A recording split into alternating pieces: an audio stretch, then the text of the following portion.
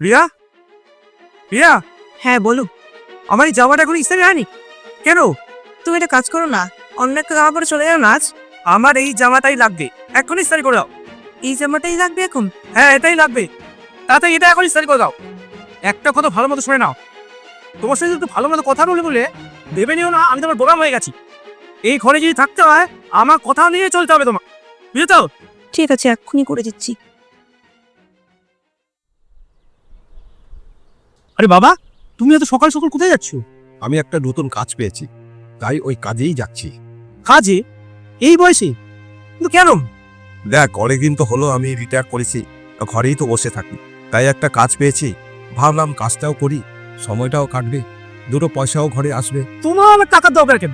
আর যদি দরকারই থাকে আমার থেকে চাইবে, আমি দিয়ে দেবো। তোর থেকে টাকা চাইবো? নিজের মান সম্মান নষ্ট করবো? তার চাইতে নিজে কাজ করব, নিজের খরচা নিজেই চালাবো।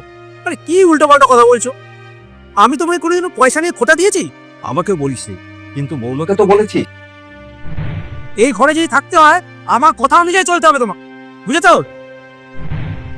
আরে তুই যখন নিজে বিয়ে করা বউকে বলতে পারিস যে এই বাড়িতে থাকতে হলে আমার কথা শুনেই চলতে হবে, তখন তুই তো আমাকে যা নয় তাই শোনাবি। আরে যে মেয়েটা তোর কত খেয়াল রাখে, সারাদিন ঘরের কাজকর্ম করে দেয়, সেখানে তো আমি কিছুই করি না, ঘরে বসে থাকি, কোনো কাজ করি না, তোর পয়সায় আমি ওষুধ খাই, সেখানে তুই হয়তো আমাকে কোনোদিন ঘর থেকে বেরই করে দিবি।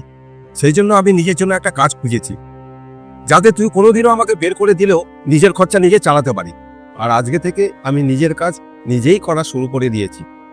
বৌমা, আজকে আমি নিজের জামা কাপড় নিজেই কেচে দিয়েছি, নিজের ঘরও পরিষ্কার করেছি।